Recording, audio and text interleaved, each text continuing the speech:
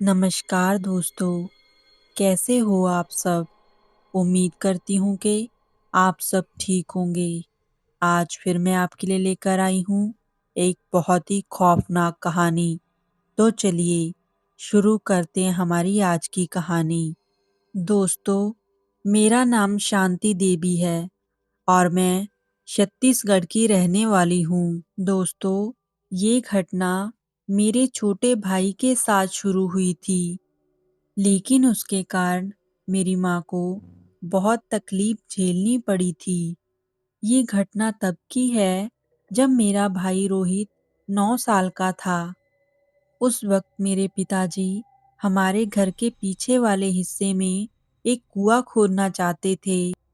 पिताजी को अभी हाल ही में पता चला था कि हमारे घर के पीछे वाले हिस्से में हमारा भी एक जमीन का टुकड़ा है, जो कि उनके पुरखों की जमीन है।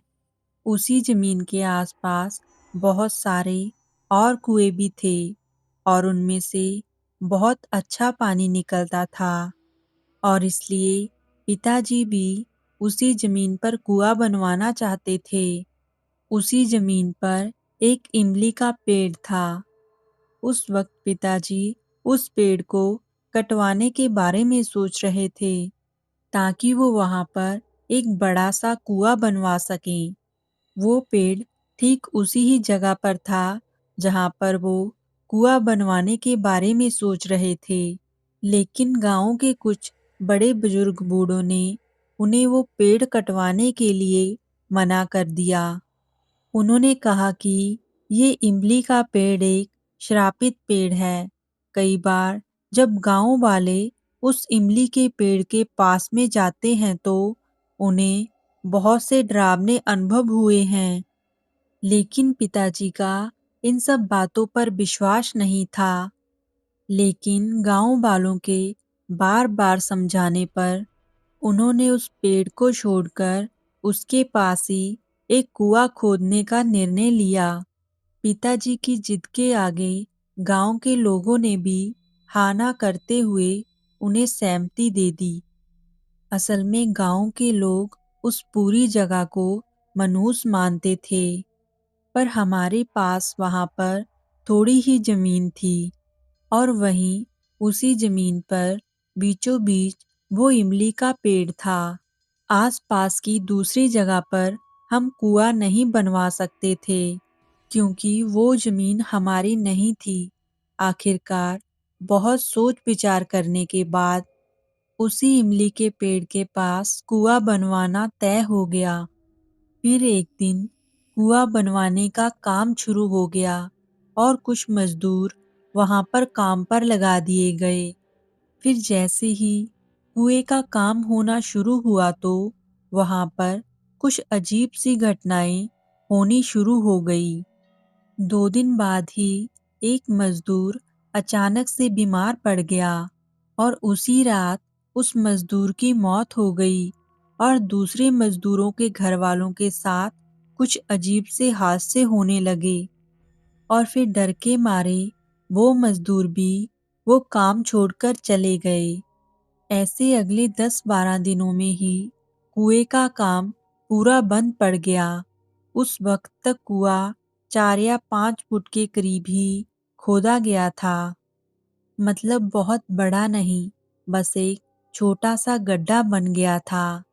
अब बाबा परेशान हो गए थे, क्योंकि उस चक्कर में उनके बहुत से पैसे खर्च हो गए थे और जैसा चाहा था वैसा काम भी नहीं हुआ था।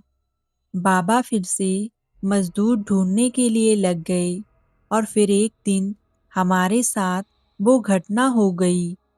काम बंद होने के कुछ दिनों बाद मेरा भाई वहां पर खेल रहा था। दोपहर का समय था। एक दिन मैं आंगन की छत पर बैठकर पढ़ाई कर रही थी। वो खेलते खेलते कब इमली के पेड़ के पास चला गया, वो उसे भी पता नहीं चला। उस वक्त वो उस पेड़ की छांव में खेल रहा था, और खेल खेल में उसका कंचा उस कुएं के बने हुए गड्ढे में गिर पड़ा। मेरा भाई अपना कंचा देखने के लिए उस गड्ढे के पास चला गया और उसने झुककर नीचे देखा और वो झट से पीछे हट गया और डर के मारे घबराकर घर के अंदर चला आया। उसने माँ को बताया कि वहाँ उसने कुएं के अंदर किसी औरत को देखा था जो कि उस गड्ढे में बैठी हुई थी और अपनी बड़ी-बड़ी आंखों से उसे घूर रही थी। जब मेरा भाई मेरी माँ को ये सब बता रहा था तो मैं वहीं पर बैठी हुई थी। माँ को पहले लगा कि मेरा भाई कोई झूठ-मूठ की ऐसे ही कहानी बना रहा है, क्योंकि माँ ने सोचा कि कोई औरत यूं ऐसे गड्ढे में क्यों उतरेगी। माँ घर के कामों में लगी हुई थी तो उसने मेरे भाई को उनके पास ही खेलने के लिए कहा। मेरा भाई रोहित मेरे पास आकर बैठ गया और वहां बैठे-बैठे अपने हाथों में कंचों को उछालने लगा। मैं उसकी उस हरकत को तिरछी नजर से देख रही थी। कभी वो मेरी तरफ देखता तो कभी वो सामने उस गड्ढे की तरफ। फिर उसने कुछ सोचकर मुझसे कहा, दीदी, क्या तुम मेरे साथ उस गड्ढे के पास चलोगी? मुझे वहां से मेरा कंचा निकालना है। तब मैंने उसे झिड़कते हुए कहा, नहीं नहीं, मुझे पढ़ाई करनी है। फिर भी वो कुछ देर तक वहीं पर बैठा रहा और फिर कुछ देर बैठने के बाद वो वहीं उस गड्ढे के पास चला गया। वह धीरे धीरे घबराते हुए वहां तक चला गया था और जैसे वो गया था उससे दुगनी तिगनी तेजी से वो दौड़ते हुए वापस आ गया। वापस आकर उसने रोते हुए ही माँ से फिर से कहा, वो औरत अब भी वही है और मुझे घूर रही है। इस बार माँ ने सुनते हुए सोचा कि सच में कहीं कोई औरत उस गड्ढे में गिर तो नहीं गई। इसलिए माँ रोहित के साथ वहां देखने चली गई।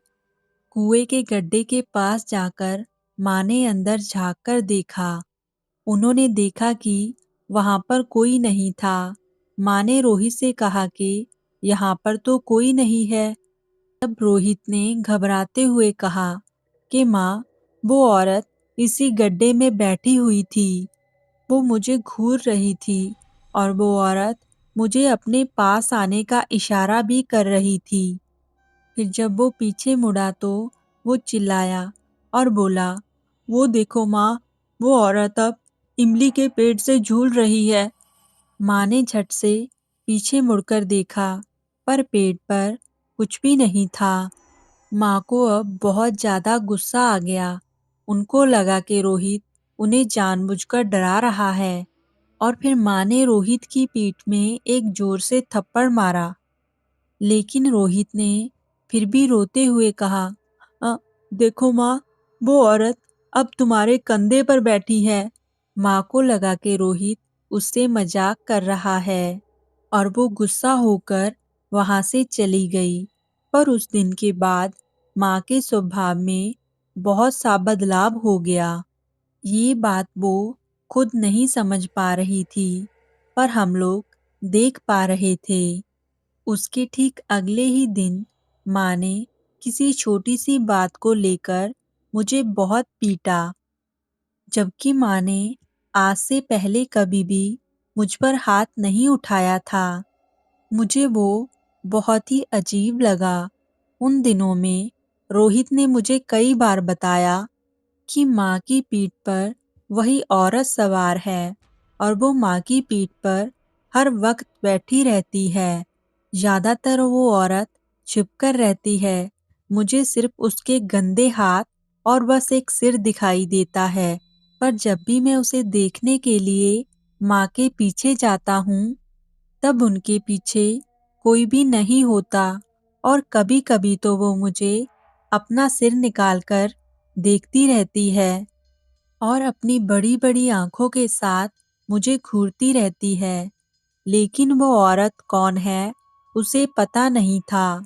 मुझे लगा कि रोहित खामखा कोई कहानी बना रहा होगा, पर फिर मुझे भी धीरे-धीरे कुछ अजीब सा महसूस होने लगा। उस दिन के बाद माँ की पीठ में हमेशा दर्द रहता था। वो थोड़ा सा झुककर और कुबड़ निकालकर चलने लगी थी। उस रात में मैंने एक बहुत अजीब बात देखी। माँ आधी रात को उठकर अपने बिस्तर में बैठी हुई थी और कुछ अजीब बातें बड़बड़ा रही थी। वो देख डरकर मैं उससे दूर हो गई और रोहित के पास जाकर सो गई। पिताजी के घर में होने पर वो थोड़ा ठीक बर्ताव करती थी, पर बाबा जब घर पे नहीं होते थे तो वो हमारे साथ किसी सौतेली माँ की तरह बर्ताव करती थी। बाबा जब भी माँ से कुएं के बारे में बात करते तो उनकी आंखों में मुझे गुस्सा दिखाई देता था। वो अचानक से किसी भी बात पे चिल्लाती थी, उनसे झगड़ा करती थी और हर बार उन्हें उस कुएं से दूर रहने के लिए कहती थी। पर बाबा ने कभी भी उस बात पर ज्यादा ध्यान नहीं दिया। बाबा को बस ये लगता था कि शायद पैसों की चिंता के कारण वो ऐसे चिढ़ती होंगी। पिताजी उन दिनों खेतों के कामों के कारण ज्यादातर बाहर ही रहते थे।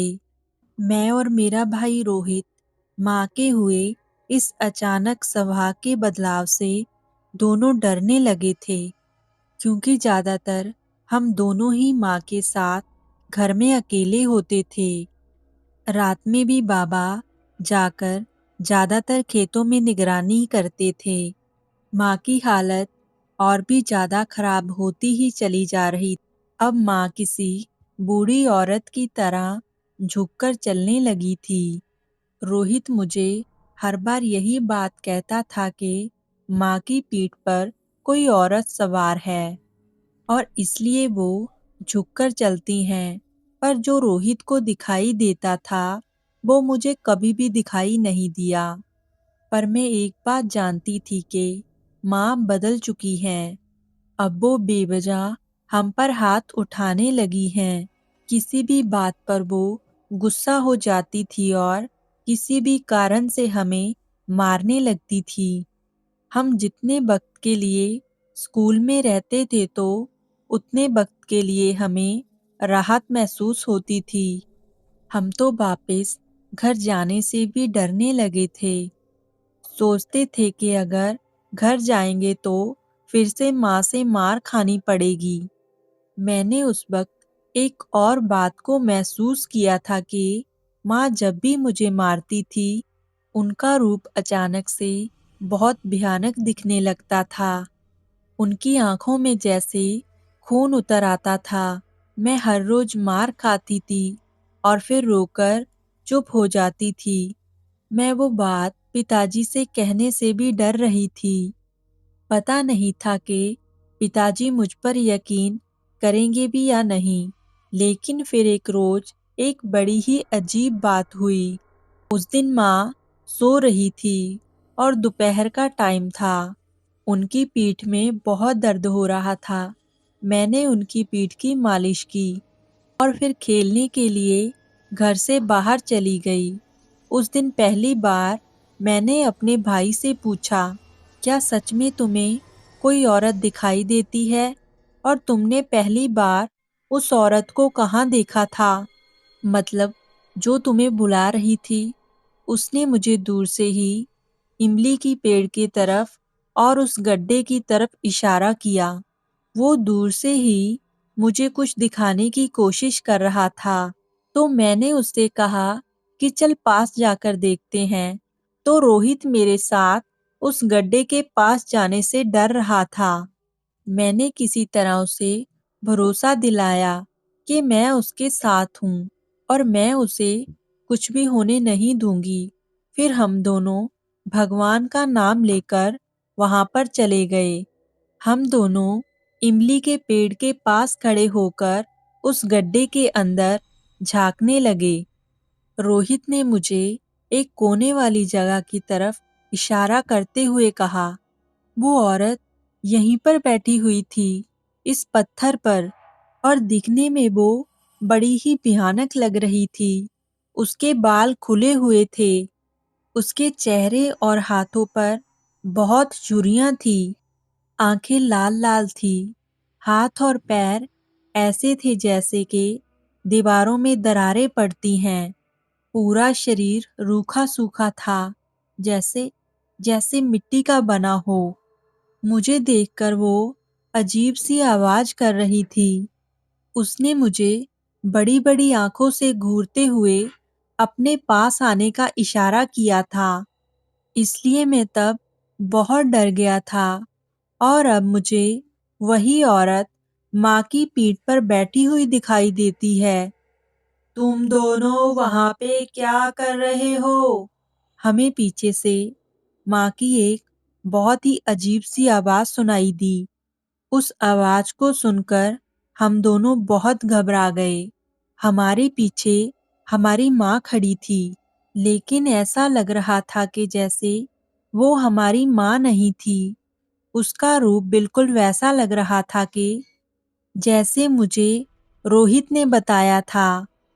उसके बाल खुले हुए थे, हाथ और चेहरा सूखा पड़ा था, आंखें लाल लाल दिखाई दे रही थी और वो अपनी बड़ी बड़ी आंखों से हमें घूर रही थी। मैं जान चुकी थी कि अब वो हमें मारने वाली है। मैंने रोहित को दूर भाग जाने का इशारा किया। रोहित भागता हुआ खेतों की तरफ चला गया, पर माँ पैर पटकती हुई मेरी तरफ आगे बढ़ने लगी। मैं बहुत डरी हुई थी और अपनी जगह पर जम गई थी। फिर वो मुझे खींचते हुए इमली के पेड़ के पास लेकर चली गई।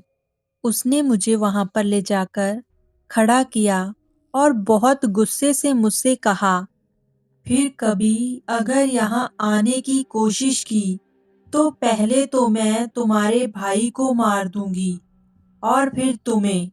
हा हा हा हा हा। वो बहुत ही भयानक आवाज में हंस रही थी।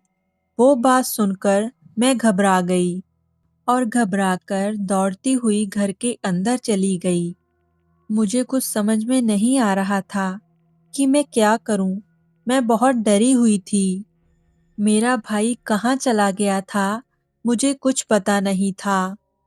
उस घटना के बाद माँ की तरफ देखने की मेरी हिम्मत भी नहीं हो रही थी। मैंने उसी दिन बाबा को वो सब बताने का निर्णय लिया। उस दिन भी मुझे बहुत मार पड़ी थी, पर मैं जानती थी कि वो मेरी माँ नहीं है। उसी दिन शाम को जब बाबा घर पर आए तो मैंने उनसे कहा कि आज रात वो हमें, मेरे भाई और मुझे अपने साथ खेतों में लेकर चले जाएं, और ये बात मैंने उनसे माँ को बताने के लिए मना किया। हम उस रात उनके साथ रहना चाहते थे। हमारे खेत में एक झोपड़ा था। पिताजी दोपहर और रात को वहीं पर आराम करते थे। माँ ने उस बात का थोड़ा विरोध किया, लेकिन हम पिताजी के साथ जाना ही चाहते थे। हम दोनों अपनी बात पर अड़े हुए थे। आखिरकार पिताजी भी हम दोनों को साथ ले जाने के लिए राजी हो गए। फिर रात का खाना खाकर मैं और मेरा भाई, हम दोनों पिताजी के साथ खेतों में चले गए और वहां जाते ही मैं फूट फूट कर रोने लगी। बाबा मुझे अचानक रोता हुआ देखकर चौंक गए और मुझसे पूछने लगे कि क्या हुआ है, तुम इतनी रो क्यों रही हो। तब मैंने और मेरे भाई ने बाबा को वो सब बताया जो मेरे और उसके साथ हुआ था, माँ के अजीब बर्ताव के बारे में, और रोहित को वहां पर जो भी दिखाई देता था उसके बारे में। हमारी ये बातें सुनने के बाद बाबा को भी थोड़ा यकीन हो गया कि माँ के साथ कुछ बुरा हो रहा है, क्योंकि उनके अचानक हुए स्वभाव के बदलाव के बारे में वो भी जानते थे, पर उन्हें उसके पीछे का कारण नहीं पता था। माँ की तबीयत अब धीरे धीरे खराब होती जा रही थी और फिर उसी रात माँ अचानक से बहुत बीमार पड़ गई।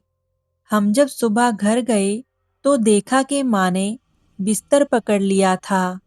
उन्होंने रात का खाना तक नहीं खाया था और उन्हें बहुत तेज बुखार था।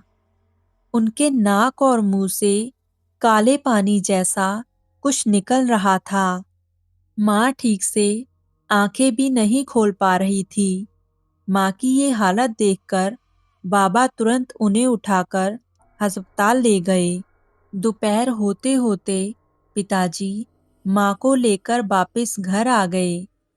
उस दिन मैं और रोहित स्कूल नहीं गए थे। पिताजी ने हमें माँ का ख्याल रखने के लिए कहा।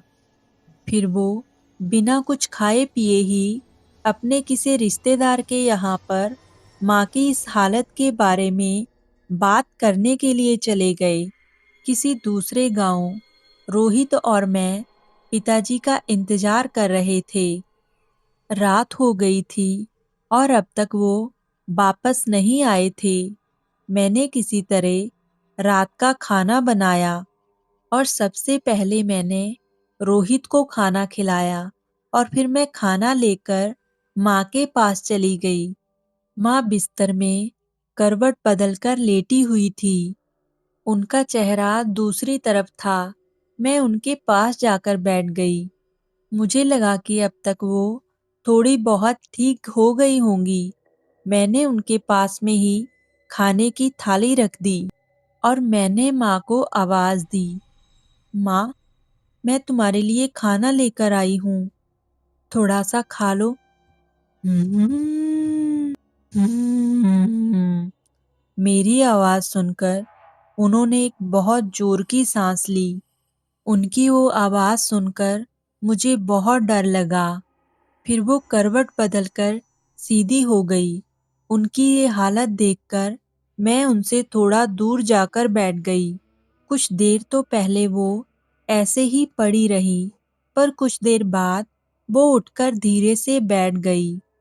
उनकी पीठ बहुत ज्यादा मुड़ चुकी थी।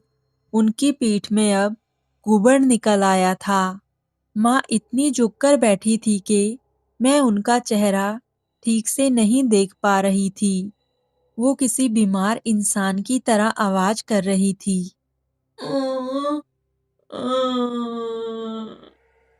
फिर वो ऐसे ही आवाज करते हुए मेरे कंधे का सहारा लेकर उठकर खड़ी हो गई। उस वक्त मेरी नजर उनके चेहरे पर पड़ी। उनके चेहरे पर एक भयानक सी मुस्कान थी। चेहरा रूखा सूखा था और आंखें लाल थी और उनके बाल बिखरे हुए उनके चेहरे को ढक रहे थे। रोहित घबराकर चुपचाप एक कोने में बैठा हुआ था। माँ का वो रूप देखकर मैं थोड़ा पीछे हट गई और उनसे थोड़ा दूर हटकर खड़ी हो गई। फिर माँ किसी कुबड़ निकले हुए इंसान की तरह चलते हुए घर से बाहर चली गई और जाकर उस गड्ढे के पास बैठ गई। हम उसे दूर से ही देख रहे थे। वो उस पेड़ के पास बैठी हुई किसी से काफी देर तक बातें कर रही थी। कभी वो जोर से हंसने लगती थी, हा हा हा हा हा हा हा। कभी वो रोने लगती थी।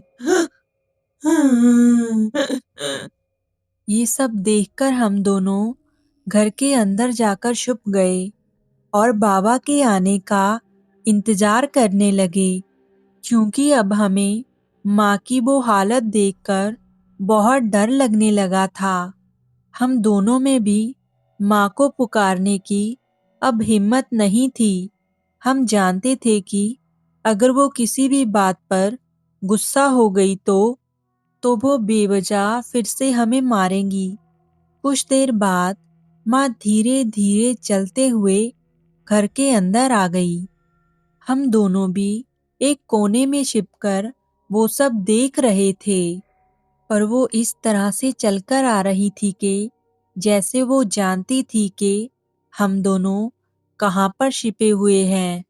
उसने उसी हालत में रोहित को खींचकर बाहर निकाला और उसे खींचते हुए वो घर से बाहर ले जाने लगी। रोहित अचानक से हुए उस बदलाव से बहुत घबरा गया। और अपने आप को छुड़वाने की कोशिश करने लगा। माँ, माँ, ये तुम क्या कर रही हो? मुझे छोड़ दो, माँ। और फिर मैं भी हिम्मत करके आगे चली गई। माँ, माँ, ये तुम क्या कर रही हो माँ? होश में आ जाओ माँ, नहीं तो मैं पिताजी को सब बता दूंगी। माँ ने फिर भी मेरी तरफ ध्यान नहीं दिया और एक बहुत ही भयानक आवाज में मुझसे कहा, मैं तेरे भाई को मार दूंगी और अगर तू भी बीच में आई तो तुझे भी मार दूंगी। चुपचाप यहाँ पर बैठी रह। मैंने उन्हें रोकना चाहा तो उन्होंने मुझे एक हाथ से ही उठाकर दूर फेंक दिया। तो मैं किसी कमरे के एक कोने में जाकर गिरी। वहां पर खेतों का लोहे का सामान पड़ा हुआ था। मेरे मुंह से खून निकल रहा था। मेरे पैर और पीठ में बहुत जोर की मार लगी थी। उस एक झटके में मुझे ऐसा लगा कि जैसे मेरे पैरों में से जान चली गई हो। मेरे दोनों पैर सुन्न हो गए थे। आगे कुछ भी करने की मेरी हिम्मत ही नहीं हुई। माँ मेरी आंखों के सामने रोहित को घसीटते हुए घर से बाहर लेकर चली गई। चल, तुझे तेरा कंचा दिलाती हूँ। चल। माँ की वो हालत देख और उसकी वो भयानक आवाज सुनकर मेरे रोंगटे खड़े हो गए थे। रोहित बहुत रोता रहा और उसने छुड़वाने की बहुत कोशिश की, लेकिन वो अपने आप को उनसे नहीं छुड़वा पा रहा था। उनकी ताकत के आगे उसकी एक नहीं चल रही थी। मैं किसी तरह हाथों के सहारे रेंगती हुई दरवाजे के पास चली गई।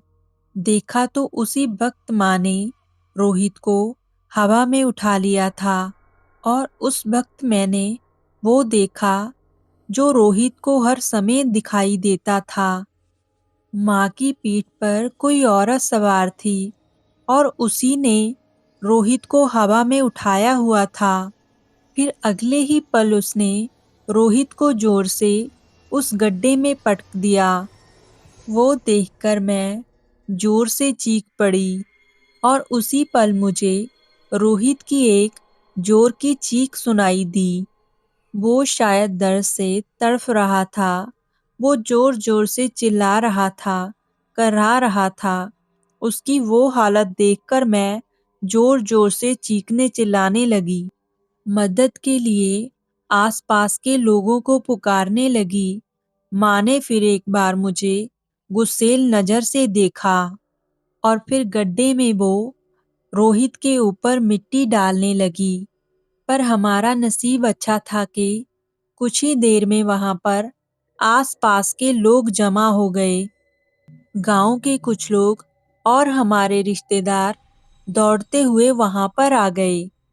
मेरी ये हालत देखकर वो सब घबरा गए थे।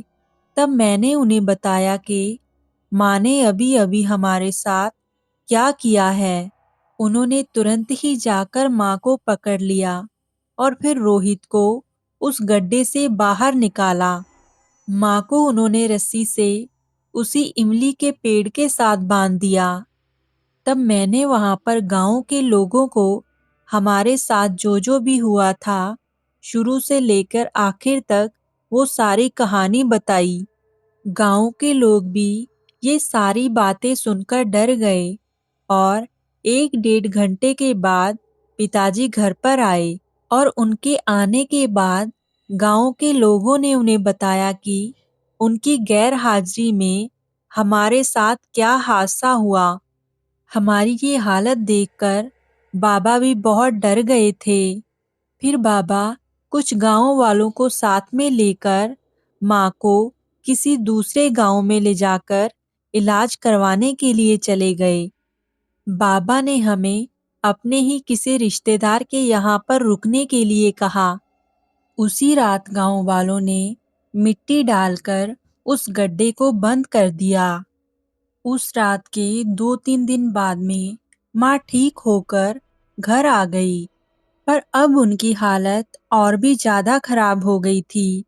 वो किसी बीमार इंसान की तरह नजर आ रही थी। उनके शरीर में अब ताकत ही नहीं बची थी, बस अब हड्डियां ही दिखाई दे रही थी। कमजोर होने के कारण उनकी आंखें जैसे बाहर निकल आई थी और हमें ऐसे देखकर वो डर गई थी। घर आते ही माँ ने हम दोनों को गले लगा लिया और गले लगाकर वो फूट फूट कर रोने लगी। शायद वो अब ये जान चुकी थी कि पिछले बीते कुछ दिनों में उन्होंने हमारे साथ वो सब किया था जो एक माँ अपने बच्चों के साथ कभी भी नहीं करती। उसी बात का उनको सदमा लगा था। उन्हें बहुत दुख हो रहा था। उसके कुछ दिनों बाद हमें गांव के बड़े बुजुर्गों से पता चला कि आज से करीबन 100-150 साल पहले वो जमीन का टुकड़ा हमारे ही खानदान में किसी बुढ़िया के नाम पर था। वो बुढ़िया अकेली थी, उसकी कोई औलाद भी नहीं थी, लेकिन उसके रिश्तेदार उस जमीन को हड़पना चाहते थे और वो बुढ़िया किसी भी हालत में अपनी जमीन का वो टुकड़ा किसी भी रिश्तेदार को नहीं देना चाहती थी। कहते हैं कि उस बुढ़िया ने एक रोज वहां पर एक गड्ढा खोदना शुरू किया। फिर काफी दिन गड्ढा खोदने के बाद उसने अपने आप को ही उस गड्ढे में गाड़ लिया। ऐसा कर उसने उस जमीन को श्रापित कर दिया था। फिर काफी सालों बाद वहां पर वो इमली का पेड़ उगाया था, पर गांव वालों को वहां पर होने वाले अनुभव की तरह वो पेड़ भी श्रापित लगता था। तो दोस्तों, ये था मेरा अनुभव। आपको कैसा लगा? कमेंट में ज़रूर बताइए।